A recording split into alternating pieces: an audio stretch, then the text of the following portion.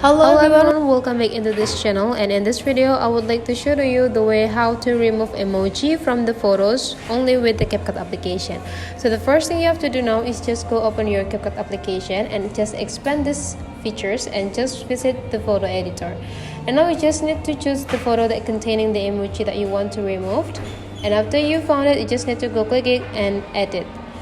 And now you already have the project. The things that you need to do is just remove this part by go into the shapes. And now you just need to go click this shapes tools. And to make it easier, you just need to click this circles shape. And after that, you just need to jump into this style and do the color picker by go click this part. And now you just need to pick the color that you want to have, and I suggest you to pick the nearest with the object. And now you can resizing these circles that we want to use to cover the emoji.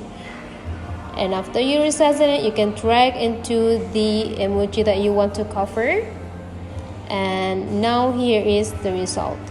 So that's the way how to cover an emoji on a photo by Capcut application. Hopefully this tutorial today is useful for you, so don't forget to leave some comment, like and subscribe into this channel, and I'll see you for the next video.